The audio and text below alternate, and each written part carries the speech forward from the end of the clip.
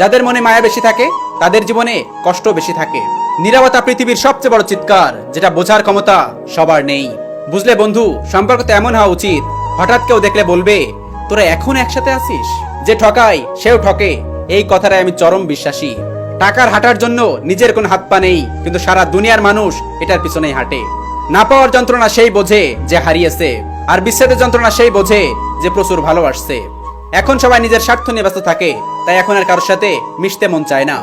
আর ভালো লাগে না, একটু শান্তি চাই, কোথায় গেলে পাবো?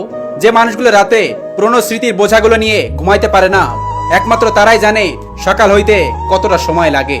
ধন্যবাদ তোমাকে আমার হাসি খুশি জীবনটাকে জাহান্নাম বানিয়ে মাঝ রাস্তায় ফেলে যাওয়ার জন্য। যে ছেড়ে যায় সব দোষ তার হয়ে যায়, কিন্তু থাকতে যে মূল্য দিল না তার কি কোনো দোষ নাই? যে ঠকে সে কাঁদে, যে ঠকায় সেও কাঁদে, শুধু দুদিন আগে আর দুদিন পরে।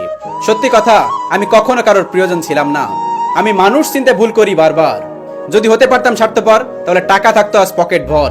যৌবনের চেহারাটা মানুষ পছন্দ করে, আর যৌবনকালের ইবাদতটা মহান আল্লাহ তাআলা পছন্দ করেন। কোথায় খুঁজবো তাকে? সে তো হারায়নি, বদলে গেছে। নুপুরের দাম 1000 টাকা হলেও তার স্থান পায়ে, টিপের দাম 1 টাকা হলেও তার স্থান কপালে।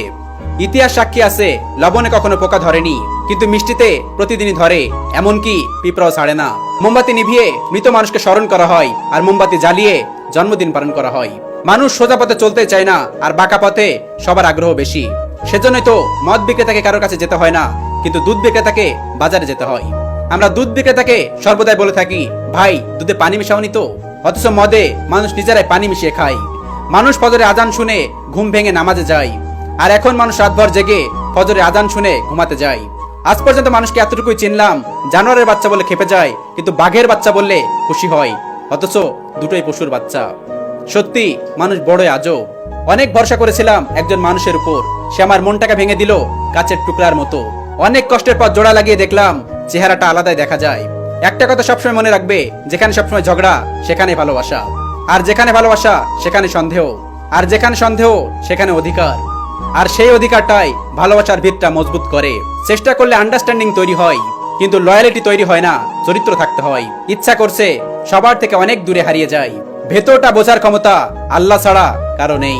আমার নীরবতা হয় যদি কারোর ভালো থাকার কারণ, তবে সে ভালো থাকুক, আমার কথা বলা বারণ। প্রচন্ড কষ্ট নিয়ে অন্তরটা ভারী হয়ে আছে, যদিও সব শেষ, তবুও কাছের মানুষগুলোকে ভালোবাসি। কি করব, পুরনো অভ্যাস। যে মানুষটাকে সারাদিন অন্যকে হাসানোর স্বভাব, দিন সেটা সেই মানুষটার মুখেই হাসির অভাব।